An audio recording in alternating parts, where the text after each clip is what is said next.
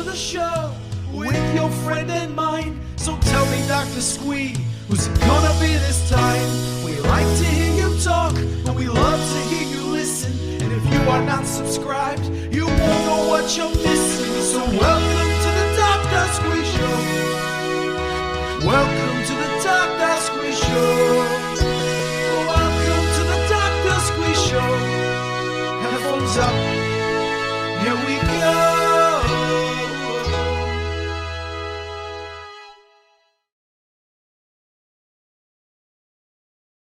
And it very much helps if I add myself to the stream. Professional! Hello and welcome to the Dr. Squee Show. I'm Dr. Squee and this very much is my show. So just before we get going tonight, just a quick thing for anyone who's missed it. We had some absolutely wonderful news here in the UK. We've had the first day since the pandemic began. Yesterday was announced by BBC News that we've had no deaths from COVID. Which is an absolutely wonderful milestone. I myself work in a day job, working from home for the NHS, where we're making calls around COVID. I'm team leader, and I got to share with my team today that wonderful news. And to know we're a small part of it through helping booking people for their vaccines and doing those follow-up calls was an amazing feeling. So I'm actually really pleased to be welcoming my guest today because they're working in the space of health for the mind and body, which I think is ever more important in these times. Now, one half of them is joining us now. It's from the Holistic Buffet, which I'm going to get this right. This is Mise for the mind, a banquet for the body, and soup for the soul. Joining us the first half, please welcome Steve Ashton. Hello, howdy. Steve. Absolutely perfect, Squee. Yeah, beautifully introduced. Thank you. Yeah, and Kari's just going to be joining us in a minute. She's just been a little bit. Yes, so I'm the Steve of Steve and Kari's Holistic Buffet.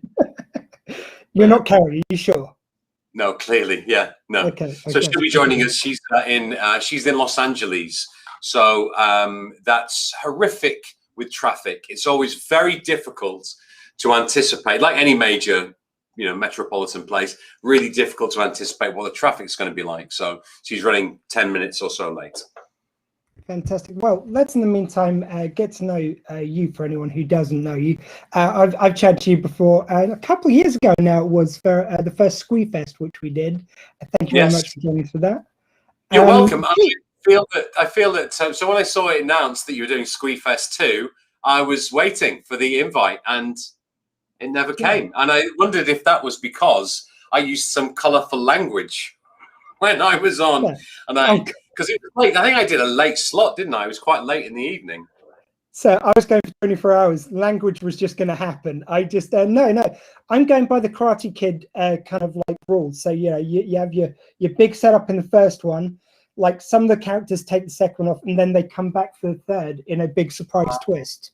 Good, well saved. I'm getting ready to welcome you as part of Holistic Buffet. I was going to do this afterwards, but I was actually legit going to ask you and Kari about possibly doing something with Holistic Buffet for number 3, which we've just started to look at the moment. So I'm going to say yes on behalf of Karen if she can't make it, depending on the time of day. I'll say she's in LA.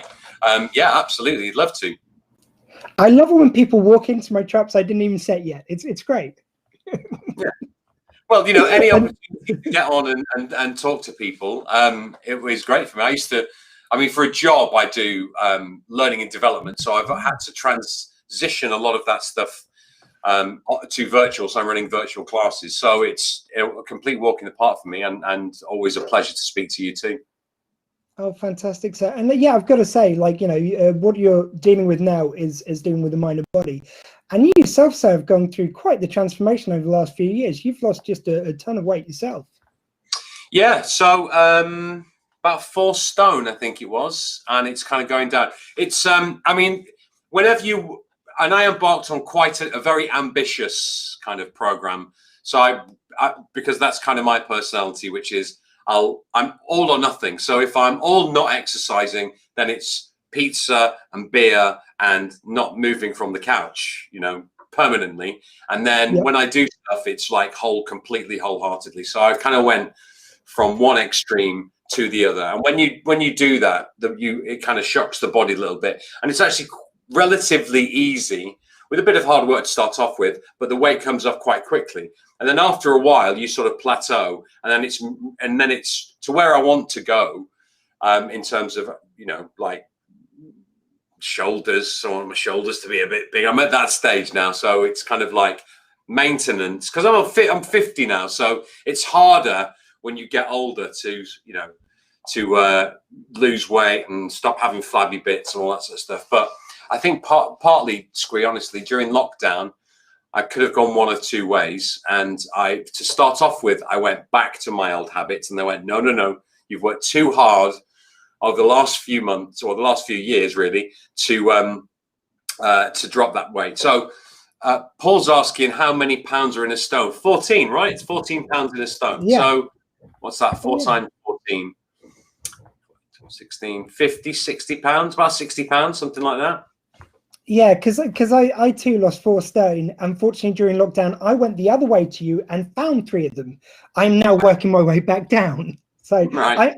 I totally get what you mean, though. I kind of hadn't put my finger on it, but I'm very much the same.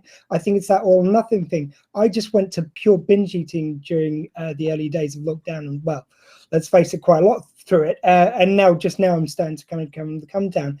What do you owe that to? Why do you think we've got these kind of addictive personalities with this kind of like all or nothing?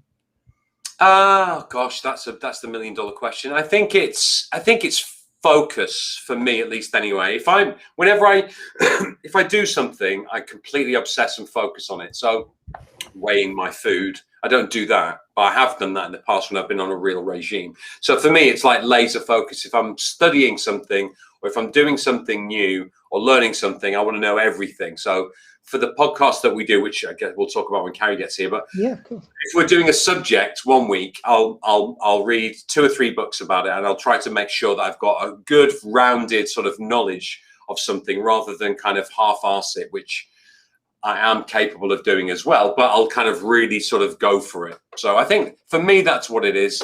And the addictive personality, I mean, I smoke cigarettes, which I shouldn't do. And when I drink, I find it very difficult to have one beer.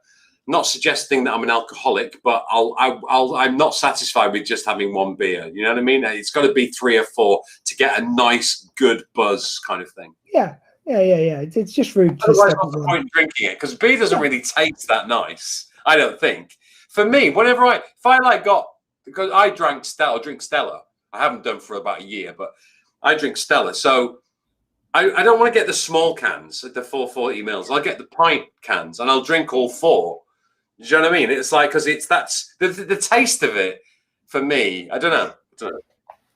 I'm not a big wine drinker either, so it's, for me, the beer is like glug glug glug glug, and then you get gassy. But worst thing is, me and my dear lady Nicola, we've discovered cocktails. So like, not only does it get you drunk, they taste yummy too. Like, you can drink 4 of them before you've even noticed you've started. Yeah, I used to be like that with remember when Smirnoff Ice came out?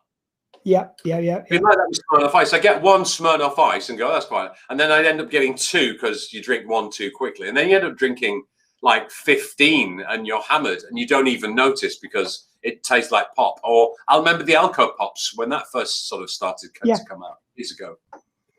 And at the time, it was kind of like before they realized they were really bad for everyone, like, and they started commensurately pricing them. It used to be you go into the club and it's like, yeah, get 20 of these for £3. Yeah. There you go. Yeah.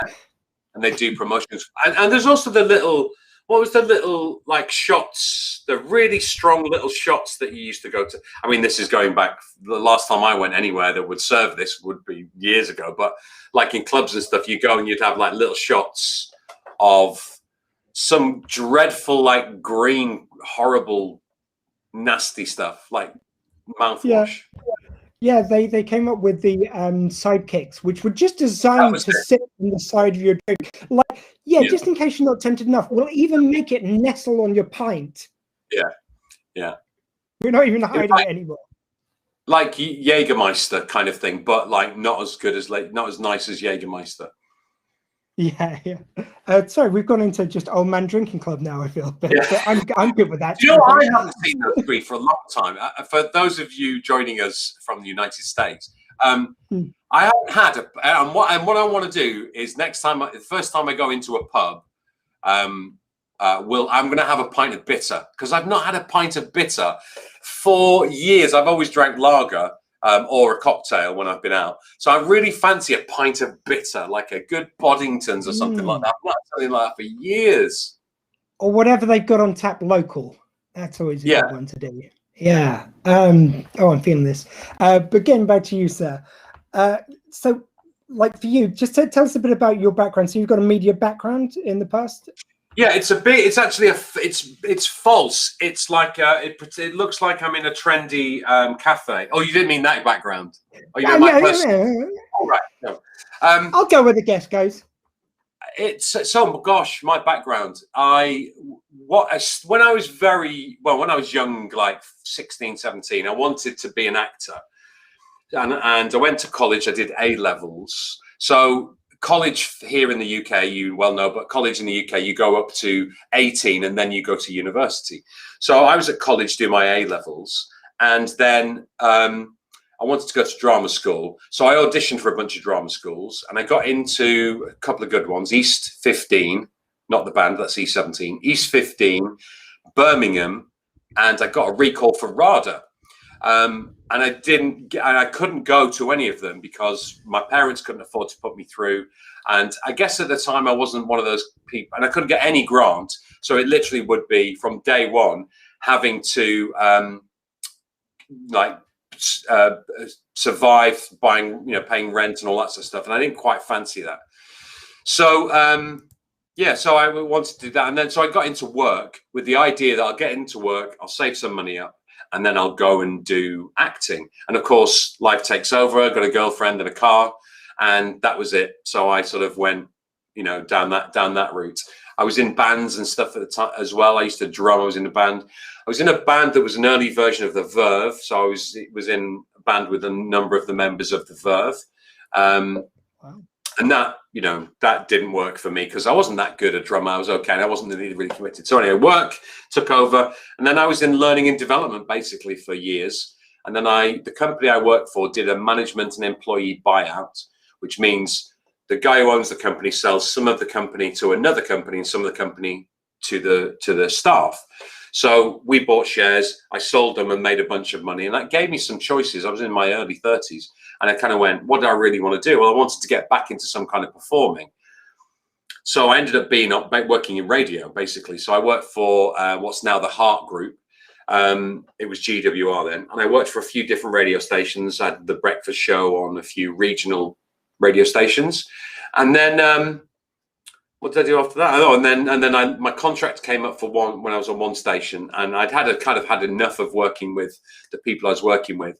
So I went, I'm going to try and get into TV with no plan or anything. And then I started to work for a shopping channel.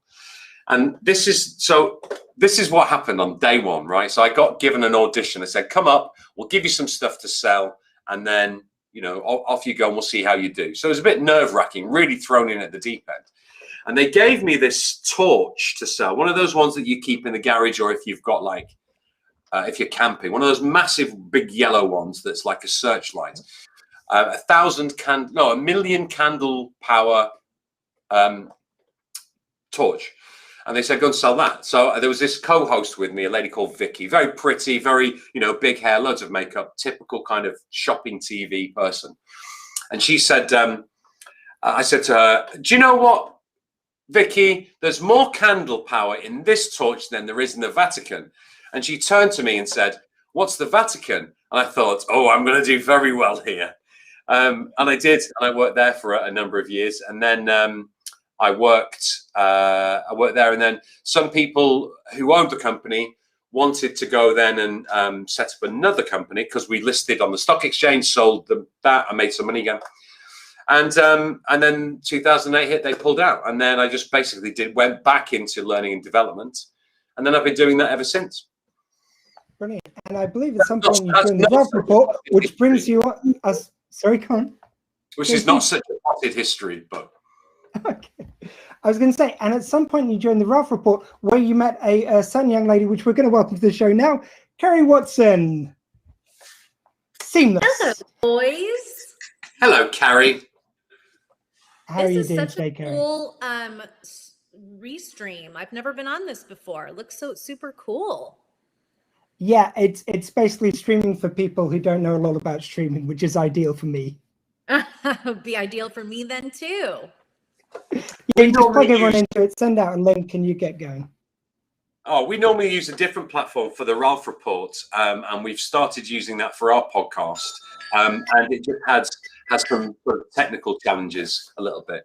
So what happened to further the story and how Kari and I met? I'll let her pick up the story.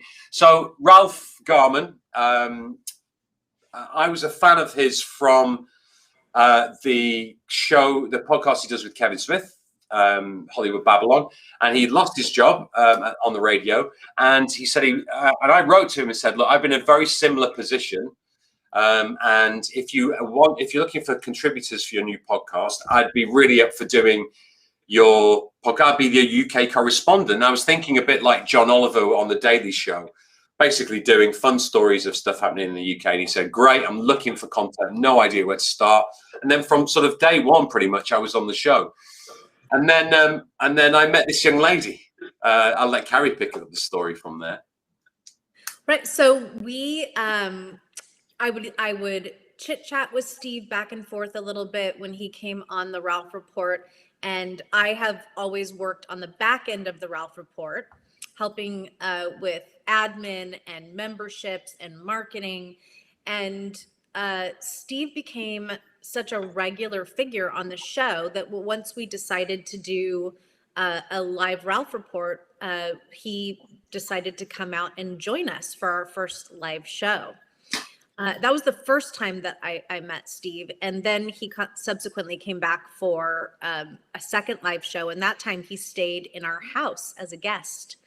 And when he did, it gave us some one-on-one time separate from getting ready to go on stage and then being off stage and meeting with Ralph Report patrons to just sort of touch base on, what does he do in his everyday job? We had never really talked about that before. We were always so focused on the Ralph Report. And we started to realize that there were similarities in our careers outside of the Ralph Report.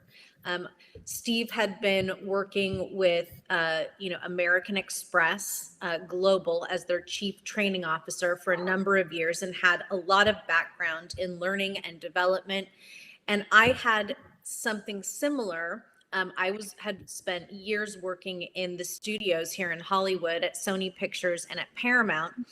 And I was always in strategy, but the work that I gravitated towards the most was doing the learning and development, the organizational redesign every time there would be a merger acquisition with some of the bigger studios and the smaller ones. So we found this synergy and a common interest and liking in learning and development and self-improvement. And so that is how we became connected as friends. And we also have other common interests like food. We talk about food a lot, fashion, all sorts of things. So as the friendship grew, we started looking at something that we could do potentially together. And COVID threw us for a loop, like everybody could say COVID threw them for a loop, right? With our careers. But finally, what happened was the holistic buffet is what came to fruition. And we had always thought that we would do this type of work in corporations. But corporations weren't investing in people during COVID. They were just trying to stay afloat. So we thought, there is a need, there's a desire out there. Everybody is struggling with COVID. So can we take our content that we would normally do in corporations and bring it to people?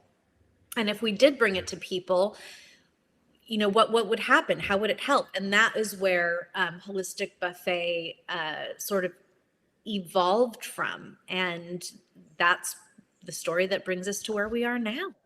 And the beautiful thing is, sorry, Squee, I was going to say the beautiful thing is, so the whole thing, as you said at the beginning, you missed a wonderful intro, Kari. It was amazing. So meze for the mind, banquet for the body, soup for the soul. In the corporate world, you focus very much on the mind stuff, right? It's all communication, leadership, technique, all of that stuff, all kind of very like above the shoulder type of thing, right? the opportunity that we've got now is to bring some of those interests in about like exercise, diet, nutrition, all of that type of stuff. Plus also both Kari and I's interest and I guess journey spiritually as well. So we're talking about the soul. That's an area for me that I've become increasingly interested in as I've got older. But just looking at some, a bit more of the, what you might say, the transpersonal or the over self kind of stuff, right? So, and because I think that world has kind of got a bit of a reputation of it being a bit airy fairy and all that sort of stuff. But in truth, there's I've found, at least anyway, and I'm still only scratching the surface of it, loads of really interesting, fascinating stuff, which is not about dream catchers and all of that kind of stuff. It's actually something that helps us get beyond the brain, right? Because the brain's great and the brain guides us, the brain does many wonderful things for us, but also, that voice in our head can talk to us and put us off doing things or limit us, our self-confidence and all of that. And looking at spirituality helps you bypass, if you like, that bit of the brain, that voice of doubt that goes, oh, you're not good enough, or you're never going to be able to do that, all of that kind of stuff, So that's one of the things that I love about doing the Holistic Buffet. We're able to access some of that stuff and really go into it more than we would do if we were doing what we plan to do more in the corporate world. Yeah, and it seems like there was a natural evolution which kind of fits in with the time. It's very much in the spirit of what you're doing, is that it started off as a kind of going to corporations and working with the people there, to being something which was so relevant to the time, where everyone's struggling in one way or another due to COVID, or, most of us. And, to have something which formed around that due to the circumstances seems kind of beautiful and holistic in itself. Yeah, exactly. I mean, we just dropped an episode today all about looking back, about what's happened over the last 12 months. How did, what was your reflection on that, Kari, that episode? So we did an episode on really taking stock, and we frame our topics based on, what we feel is impacting culture in a way.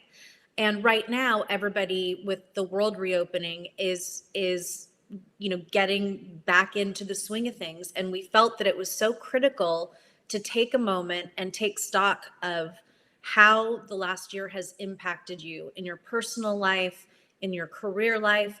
And we have an opportunity to negotiate with the world on how we are going to re-enter it, versus just going back to the way things used to be before.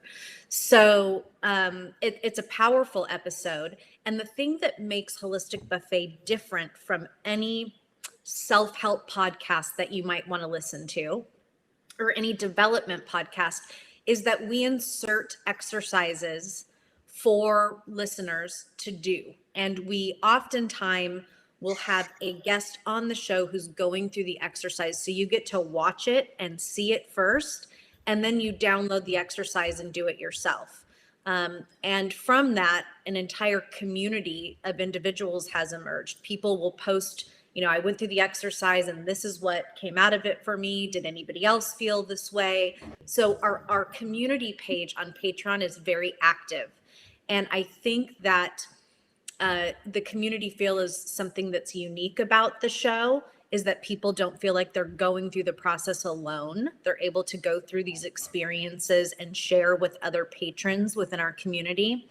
But the way that we do the learning and development through the podcast is different in the sense that it's interactive, and you actually are given tools that you have for a lifetime to use and to revisit. Yeah. So I'm excited. It just dropped, so we don't have a lot of feedback yet, but over the next couple of days, we'll be hearing from people.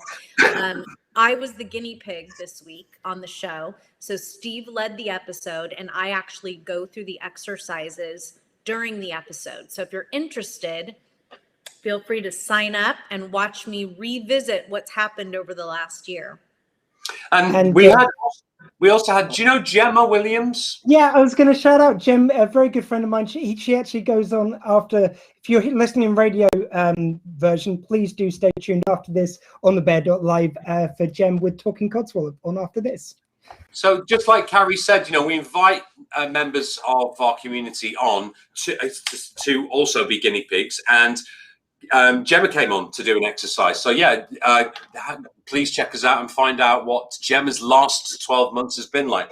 I'm sure she's very revealing anyway about everything that she goes through. She's a very open book, is our lovely Gemma.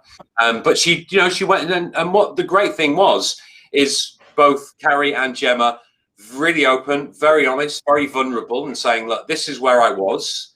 I went down here. And I went up here, and then I went down here, and went up here, which is very, I think we've all done that at various times. We've all maybe slightly lower dips than others, but I think all of us have really taken an emotional battering, and certainly one of the ideas of this last episode is going, we need to look back first. We need to understand what have we learned, what have we lost, but also what have we gained. Because our brain has reset. We've had to. I don't know about you, Squee, but simply a trip to Tesco in the early days felt like a mission because you had to queue up. You had to wear everyone was really paranoid. People were socially distancing, but kind of some people were taking it to this extreme. Some people weren't. And it was like, how do I be in this world? Doing something as simple as go and buy milk, became like a mission. You had to plan it all and make sure you've got masks and you wash your hands every 5. It became a massive thing. So it's important to look at what have we learned and what have we moved forward? What are we taking forward? And that's the whole process of the show is doing content or producing, curating and creating content because we can't be experts in everything. So like we've got an expert coming on, a friend of Kari's next week called Dr. Johnny. He's going to be talking about, you may be better at explaining what we're going to be talking about, Kari. Well, he has about at least 40 years of experience in nutrition and health. He knows all of the chemical makeups of every food known to man. It's amazing how much information he has stored in his brain. And we listen to patrons and what they're interested in. And in taking that feedback, what we're going to do is Dr. Johnny could talk about lots of different things, but we're going to focus on nutrition and weight loss because that is something that is sort of a hot topic for many of our patrons. And he has some really fascinating ideas about the stories that we tell ourselves in our head about weight loss. So I'm very excited to have him on to talk about not only some high level yet very usable points about nutrition, and then also about weight loss. So that'll be our next step, which is exciting. And again, it's speaking to not just the body stuff, right? So we could do an episode about what to eat, what not to eat. But the fact is, we know how to lose weight. Don't eat this, do eat this, and move more. That's the 3 basics, right? Yeah. But it's so what stops us then? Well, that's more the interesting thing. And that's what we're bringing in, more of the mind and more of the soul. And that's how we try to approach every topic that we do, to bring in those sort of different elements. So dare I say, that's why it's holistic. Mm-hmm. Yeah, I mean, it's something we were talking about before you joined us, Kari. We were talking about like our different weight loss journeys and my weight gain, unfortunately, over lockdown. It kind of like, it's almost like, as well as you were speaking about kind of what happened during lockdown and getting used to those kind of like changes to the world. I feel like you could almost do something on the reverse as well, because now we're going back to things opening up here. It's caused like a lot of stress and worry for me, for my fiance, for a lot of people I know, about just going into the bus and suddenly realizing those markers, which meant you could only sit one person in a double seat, now they're gone. So you've suddenly got someone sitting right next to you in your private space, which kind of was previously marked out for like, almost a year at this stage.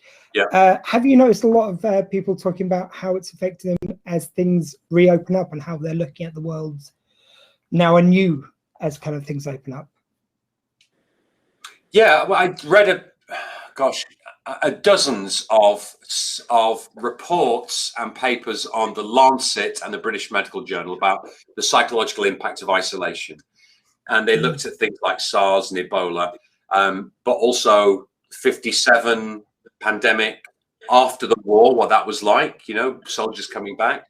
the 1918 pandemic, and looked at lots of different areas like that. And one of the things that they were tracking was the effect of not just the immediate, but the longer term impact of something like this. And a lot of the psychology professionals are saying it's not like PTSD, but it is traumatic. It's not like an incident that has like going to war or the death of someone or some major trauma or event or getting a sickness.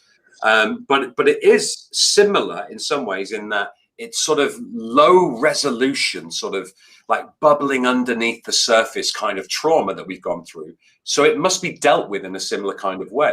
And one of the studies I wrote that we spoke about on the episode was women are finding it are more anxious about going back into quote unquote the real world than men are. Women have faced more of the brunt generally, certainly in the UK at least anyway, felt more of the brunt of the psychological stress over COVID because, I mean, I can't speak on behalf of women. Kari, maybe it'd be better for you to explain that, but certainly women in under those circumstances have reported more anxiety.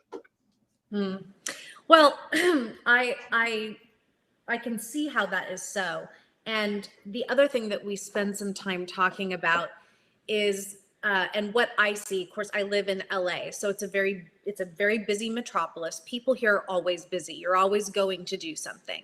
So what I'm seeing here is a lot less about the hesitancy of re-entering the world and a lot more about just wanting to go back to normal.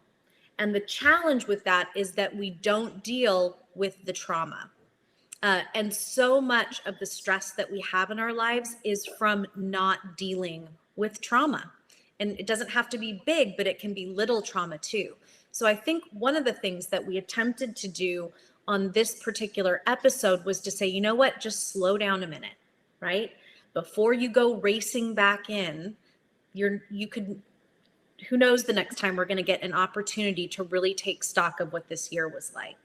And the reality that you don't have to re-enter the world the way that it was before, right? In fact, it won't be completely like it was before. So I think for me, what I'm seeing the most and what is most concerning is people not really wanting to take stock of what happened and just launch back into the things, right? All the errands and all of the things that we didn't do for so long. Yeah. And I think one of the things is that people are also understanding and learning and going, right, actually, I've been through, and one of the things, whenever we go through something stressful, we actually come out stronger because we've been through that we've improved our mental resilience. And the comparison I would make is it's a bit like going to the gym, right?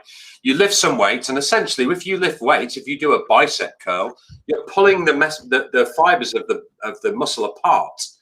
And then you eat protein, hopefully, and it binds them together a little bit bigger next time. So the more you do that, and it's a bit like that, mentally speaking, we've been to the gym and done a really hard workout for the last 12 months, every day. We've done tons of exercise on our brains and our emotions. And, we've learned from that and we've grown stronger. It doesn't mean we haven't had dark times. But interestingly, one of the stats I read was, now you would imagine that this wouldn't be the case, but one of the stats I read is self-harm and suicide reported, at least in the UK, has not gone up. It's not gone down, but it's not gone up, which one would imagine that, it would have increased. The amount of people who have low-level depression, that would have increased, but it hasn't. It's stayed the same. So I think what we've done is, and what we're attempting to do in the episode is go, right, look back. What have you done? What else have you done that's been great? Some stuff sucked. Some stuff you've not done too well. Maybe you drank more. Maybe you argued more. Maybe you decided, you know what? I don't want to be with this person anymore. Or alternatively, you may have gone, actually, I really get that person now.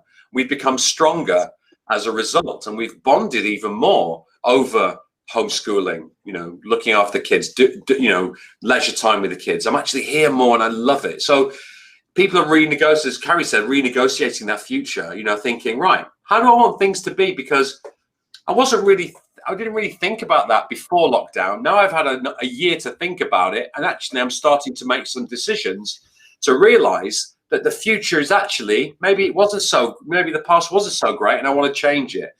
Well, it's the best opportunity, I think, for us to do that, because the world's changed, the rules have kind of changed, and it's down to us to go, do you know what? Enough of that old stuff. I want to move forward to get more happiness, satisfaction, whatever, in my life, and then move forward. But to do that, you've got to look back. You've got to understand what is it I've learned, what have I improved, what have I gained, as well as what have I lost, and get comfortable with that too.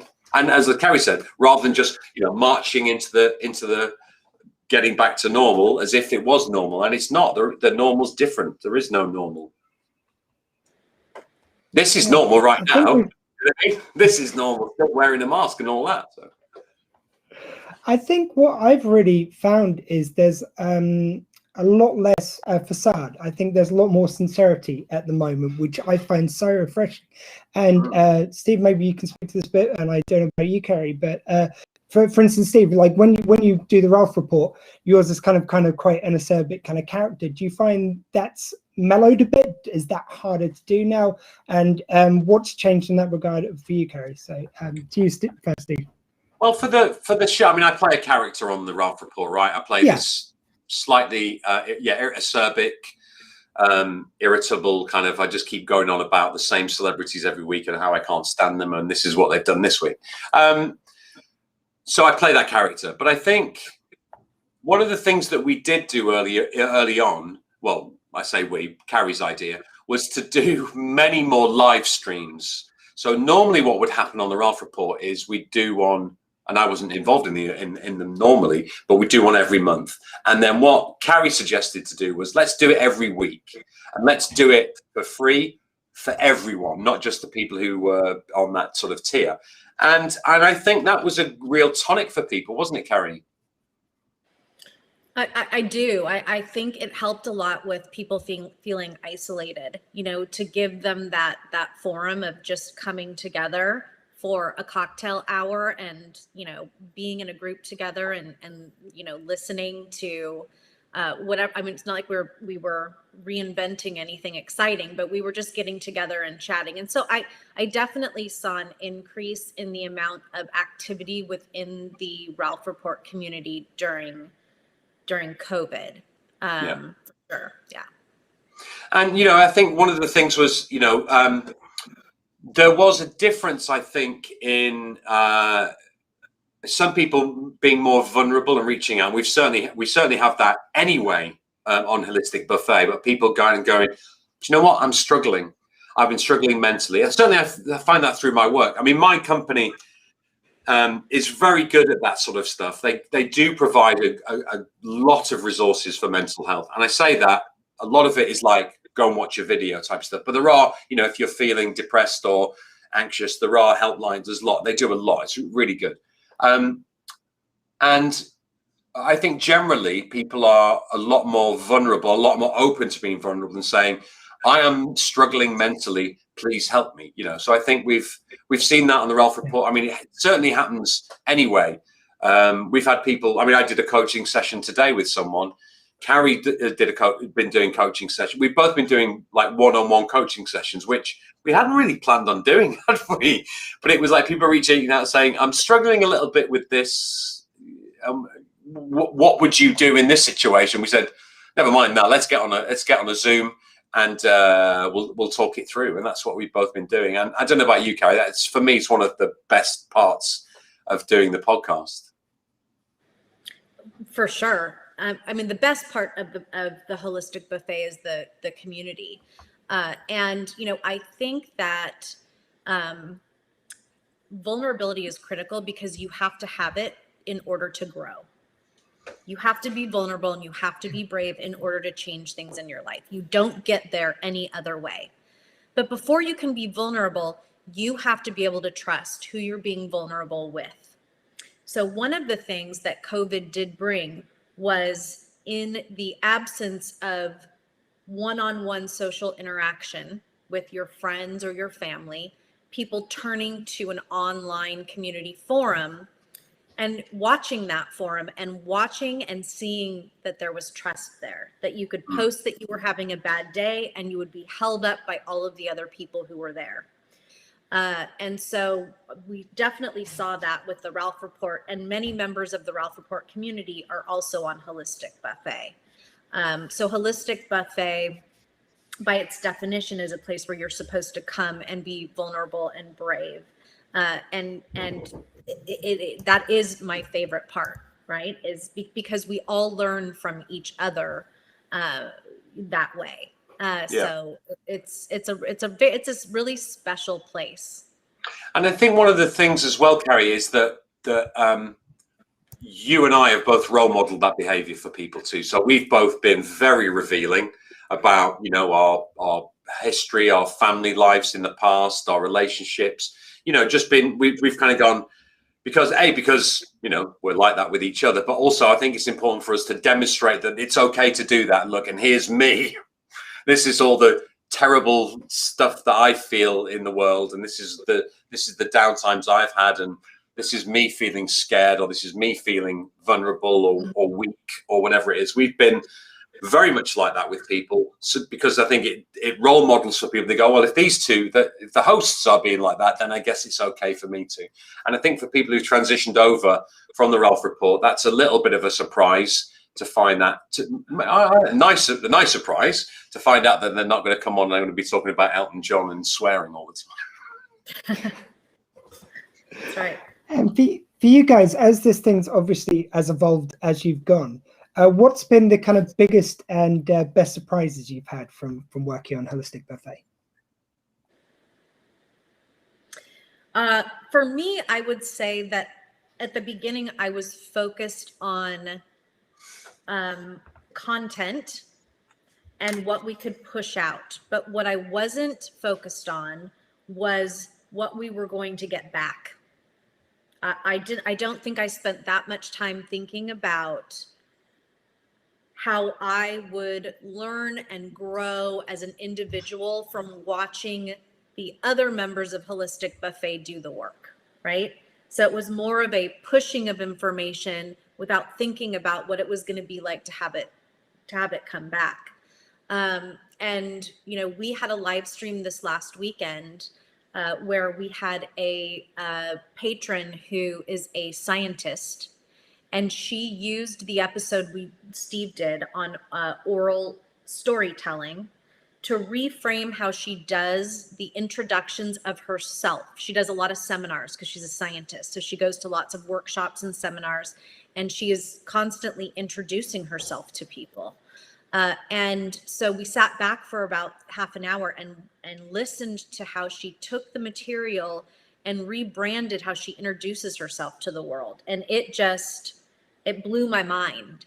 And it made me think about how I introduce myself to the world, and how do I use storytelling to really show who I am as an authentic person. So for me, that's been the most surprising thing, and it shouldn't have been. It caught me off guard a little bit, and I think also because of where I am in my life, you know, going through the divorce with Ralph and rebuilding who I am as a person at 50 is hard. And having those lessons back from the individuals in Holistic Buffet are helping me on this journey, because it's not an easy one. It's the right one, but it's not easy. So that's been the best part for me.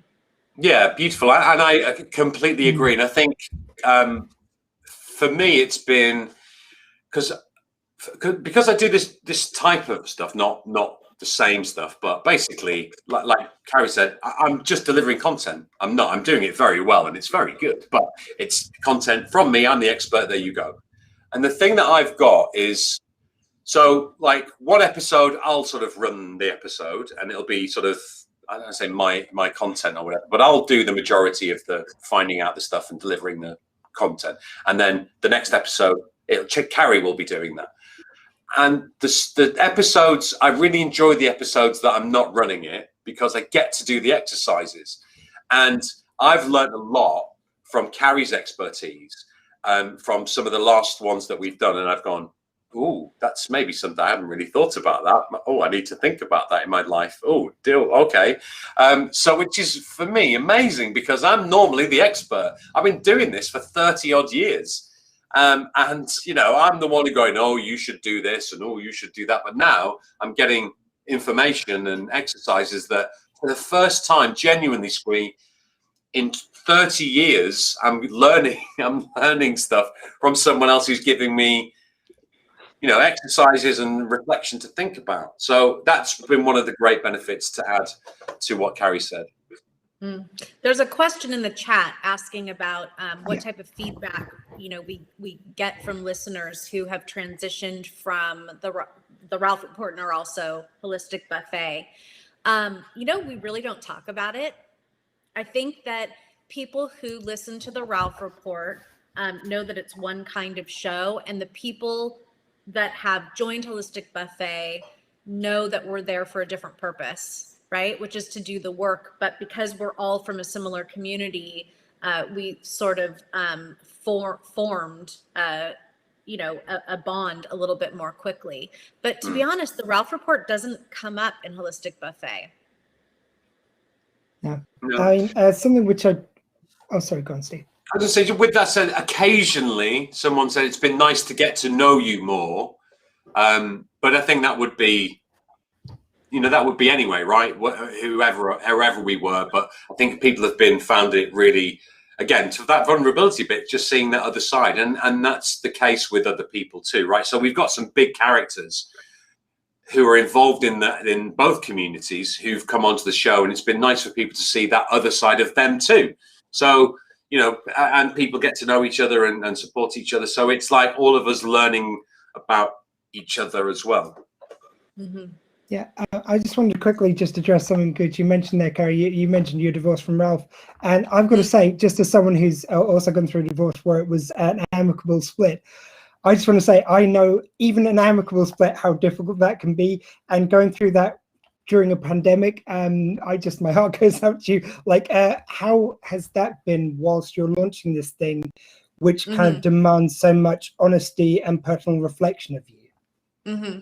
Well, you know, Ralph and I, we very much felt like the world threw the book at us all at once, because we had decided to split, and we put our house on the market, and Ralph found a place to live first, and I moved in there with him to help set up the house and to slowly transition Olivia into what this new world would be, right? This new new kind of family.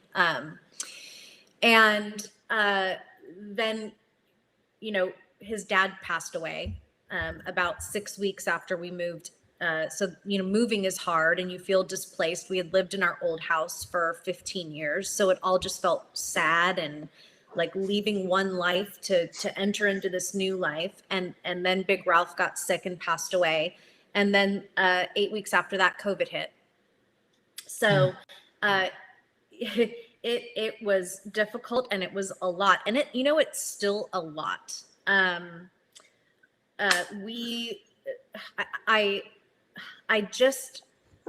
My heart breaks for people who go through divorce and it's not amicable, because it is so hard even when it is amicable. And we are still struggling our way through it. You know, there is a sadness in the ending of what was and a new beginning, even if it is something that you know needs to be a new beginning. And we're still finding our way as a new family. But I don't have other words other than it was difficult. And because we are a united front, Olivia always comes first, right? Which helps. Family always comes first, not putting one's, you know, self first all the time when you're making these kinds of decisions. Even then, it was a difficult transition and still is. So the taking stock that we do on Holistic Buffet this week was something that I ended up being incredibly grateful for, because it allowed me to not just look back and on a surface level say, yeah, it was just like a really shit year. It was just a really tough year. Because that's what most people will say. Oh God, what a shit year. It allowed me to take stock in different areas of my life and say, you know what? It was a really shit year and it started off slow, but I've made an unbelievable amount of traction in my career. So that's a positive, right? And, you know, I put on 10 pounds, but it could have been 20. And I'm going to forgive myself for that because being fit is a journey, not a destination. I'm not always going to be at my perfect weight. I'm going to go up and down. And you know what? I had a lot of fun putting that 10 pounds on. You know, I really did. I ate carbs and I drank and it really wasn't bad. And then to look at one of the things that we talked about was, you know, taking stock of how you used to do things and how you do things differently now. I love to procrastinate by organizing the house. If there's a task that I don't want to do, then I will first fold, you know, laundry and then empty the dishwasher and then reorganize the pantry. And I could do that all day long so that I don't have to get to the tasks that I need to get to. And so the exercise also made me take a look at how I work in my daily life. And I reframed things so that now I do my work at the beginning of the day and I let the dirty dishes sit in the sink until the end of the day. And then I do the dirty dishes at the end of the day because it doesn't take brain power and my brain shut off after 4 p.m. anyway. So these exercises are incredibly valuable as a way of, I guess when you take stock, one of the things you notice about putting a pen in your hand and writing things out is that there's probably more positive in what happened to you in the last year than you realize. And there is value in seeing the positive, right? Instead of just the negative. So what we do is we take this high level story that swirls around in the back of your head and you go through the exercise and what you get out on the other side of it is something completely different. And you can watch it through Gemma's story. Right? Gemma does her River of Life story and we get through what the whole year was. And in the end, we look at it and say, but oh my gosh, look at how brave you were. And look at how strong you were. And look here at how much you focused on taking care of self first. So yeah, I think really, really difficult year, but there were some good things that came out of it too. And if nothing else, you can certainly say you put your money where your mouth is with the experiences you've had and then going into this journey. I think that's just wonderful and beautiful. And thank you very much for sharing all that. I think that's just great. And I've got to say, by the way, your house looks absolutely beautiful. I wasn't going to mention it unless you brought it up, but it looks lovely. Thank you. Thank you. I appreciate that. Yeah. Yeah. So when you were going into getting to brass tacks, when you're actually getting to launch it, what was the experience like of putting it together and making it become what the holistic buffet has become now? Oh, this is good. This is good because launching projects for Steve and I always creates it creates a little bit of a rumble, right? It's like the reckoning is seeing that there's this thing that you want to go do, and then we have to rumble our way through it because we approach things differently, but in the end it's good because we balance each other out. So Steve is he's a visionary and he comes up with ideas and then he just wants to go. Like he wants to get in his Ferrari and get on the freeway and just go. And I think it's a really good idea, but we need to carefully step our way through how all of this is going to be launched. So he's the green light, and then sometimes I'm the yellow light, let's pause and think through. So it's a healthy kind of tension, right, that we create. But then once we work through all of the let's go and the details of how we're going to pull things together, we're both doers, right? We're both I would say we're busy people and we're doers. So we kind of split the work, down the middle and off we go. And thank goodness that we each kind of have strengths in certain areas. I'm a super detail oriented person. And Steve is he's far more technical than I am. So Steve ends up getting all of the editing and the tech stuff that he has to do, which I have no idea how to do. So it all balances out and evens out. Anything to add, Steve? We make a great team, I think. And I think the like you say, the sort of friction, if you think of how you start a fire, you're going to have a bit of friction, right? Did you like that metaphor, by the way? Oh, no. Yeah, that's a good one. Very nice. Right, very nice. You're going to have a bit of friction, iron sharpens iron and all of that, or steel sharpens steel. And I think the thing is, for my working style is that I'm not used to having to work with anyone. I decide what I want to do and I do it. So working with Kari, it's a different working style. She's always right, which I appreciate. Which that is not true. What's that? I said that's not true. I'm not always right. About the stuff that you're right about, you're very right. So in terms of me rushing, let's do this and then we'll do this and then we'll do this, and you go slow down. Let's just hang on a minute. Let's get our ducks in order, or ducks in the line, which you're absolutely right to do. Because it actually allows more creativity, because it actually allows ideas to flourish rather than be half formed and half cocked and half arsed. And then just because there's so many of them. So I'm not used to working with anyone, really. Going back years, because I'm so expert at what I do where I am. No one else can do what I do where I work.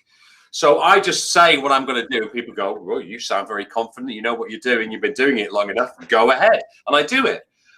So working with Kari is having another person to go, wait a minute, let's think about that. What's the alternative to doing that? So it's been it continues to be a big learning process for me. One that I really, not in the moment, but one that I really enjoy, and one that I get a lot of benefit from personally. So yeah, that's been the case for me. So it's like I say, it's kind of can be a bit, and it's not like we have big arguments or anything, but Kari will say, slow down. I'll go, oh, he'll go like this.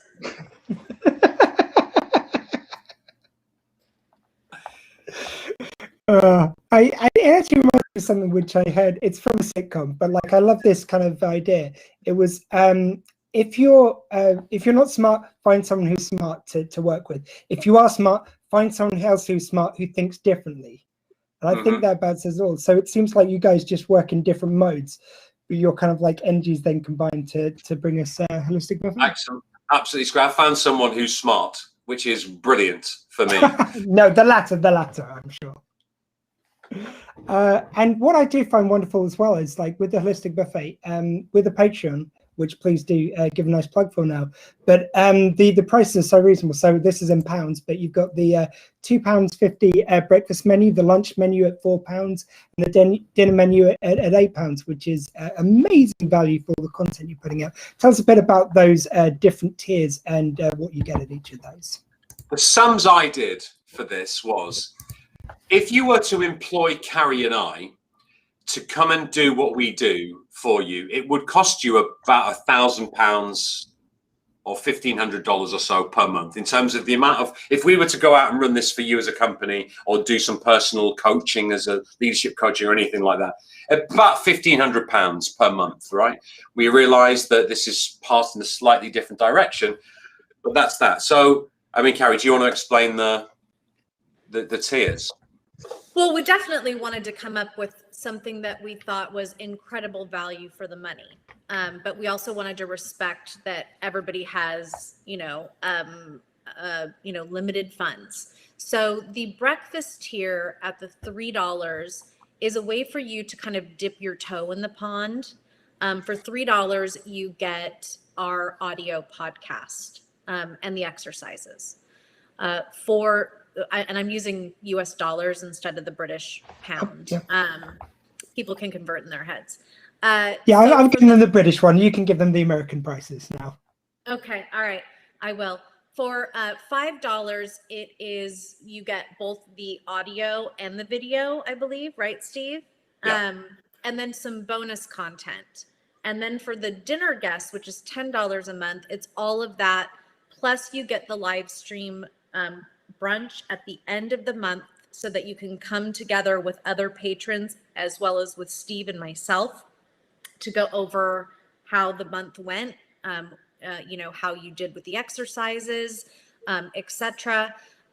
Additional bonus content, Steve does these lovely brunch videos where he gives everybody a recipe that they can recreate from the Holistic Buffet kitchen. And you also get a diary or a journal that you can use to take notes as you go through all of the exercises. Am I forgetting anything, Steve? No, perfect. Yeah, and the bonus content is things like, so last month we had a few bonus pieces, but one of the pieces, so we did some we did one on managing short, medium, and long-term stress. And one of the things that we put out was a couple of guided visualizations. So, the kind of stuff like light hypnotism type stuff you might use under stress, or if you want to relax, basically guided breathing exercises. So we did a couple of those. And also because we did oral storytelling, I did a 15-minute video all about some of the techniques, the kind of things that you should do if you want to tell a compelling and engaging story in a presentation or in an interview or one-to-one. So that's the type of stuff. And I think that alone, I'm going to say this, but that alone is kind of worth the price of admission, the bonus content itself. And of course, the cooking videos, done in the breakfast, the Sunday brunch kitchen. Did you notice the theme though, right? It's all food based because both Kari and I love to cook and love to eat. We're both kind of foodies. So it's a buffet. And the reason it's a buffet is because you get to pick lots of little different things, just like our subjects. It's not like one subject.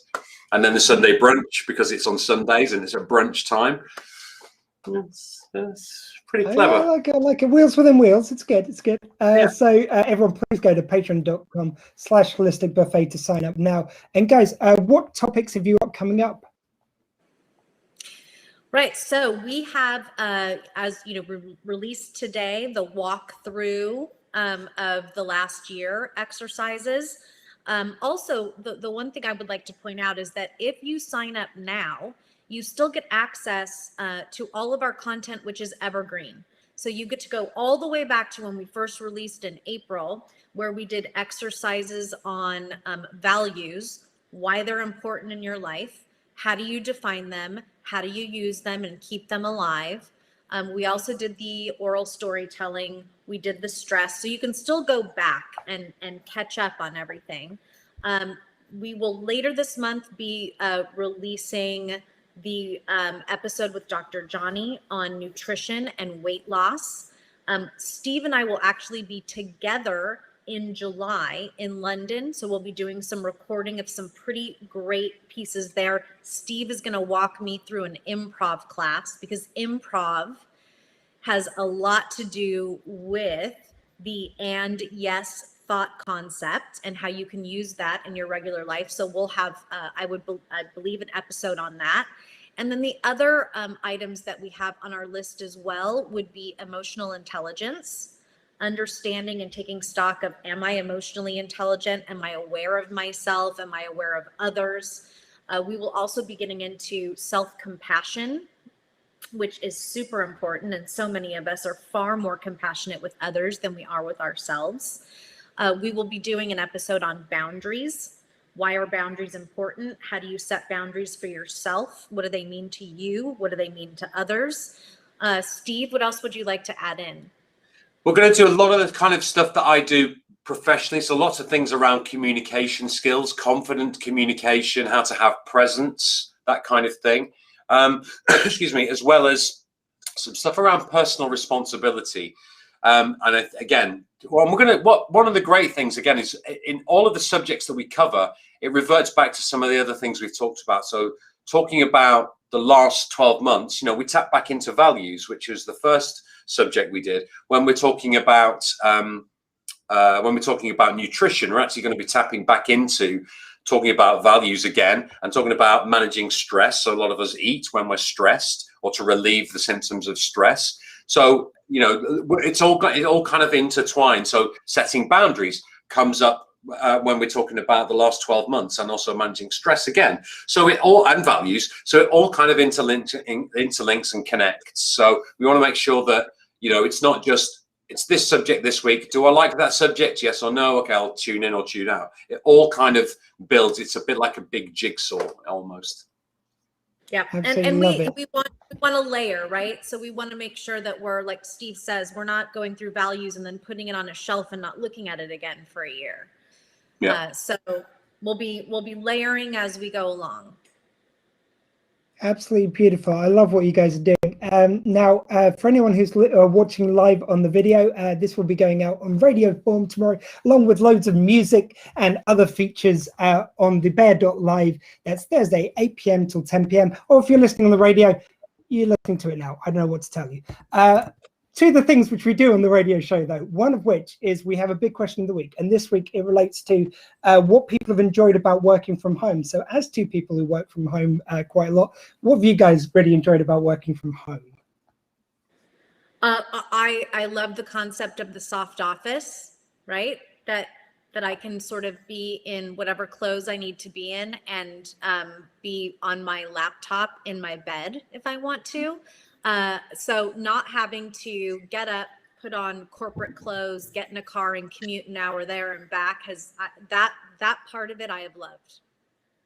And for me, it's, I mean, I'm virtual anyway, so I don't have an office to go back to once it's in lockdown. I will travel more, but for me, it's been able to go to the gym every single day, which I don't necessarily get the opportunity to do when I'm going to an office, when I do go to an office. So going to the gym or doing some exercise, either if just a leisurely bike ride for a couple of hours or whatever, but being able to exercise every single day. Absolutely fantastic. Great answers. Yeah, I mean, my job wouldn't exist if it wasn't for the pandemic. Literally, it's to do with COVID, and I'm working from home. So yeah, we've just kind of gone into some new extensions at the moment, so we're working a bit longer. So yeah, working from home's definitely worked out for me anyway. And it speaks to what you were saying earlier about the opportunities which you don't even realize have come up from the pandemic. You know, every now and again, I feel a bit sorry for myself, and then I realize, like, your job literally wouldn't exist where you've become a team leader from someone who started just working on the phone. So it's been some amazing, unexpected opportunities to come out of lockdown, I think. Yeah. Wonderful. Thank you very much for joining us, guys. Now, what we usually do is ask our guests on the video version to nominate a song or two to go into the radio version. And what Steve did when I asked him was he nominated a song for you, Kari, which is The Gambler, by Kenny Rogers. Fantastic choice. And he said you would nominate one for him. So what do you got for Steve? So here's what I have for Steve. I thought about where Steve is and what's happening in his life right now. And I think that I looked at two different songs. I knew one or the other was going to be perfect. So the song that I nominate for Steve is from Imagine Dragons, and it's called Thunder. Well, to be followed by The Gambler by Kenny Rogers, if you're listening on the radio. Here is Thunder by Imagine Dragons. And if you're watching a video, I just paused there for no reason, but we won't mind that now. Thank you very much for joining me tonight, guys. It's been an absolute pleasure. Hope you've had a good time. Thank you for having us. And we'll have to do this again sometime soon. I've been Dr. Squee. That was my show. Joining me from the Holistic Buffet has been... Steve Ashton and Kari Watson. And guys, please remember, in a world where you can be literally anything, please be kind. I've been Dr. Squee. That was my show.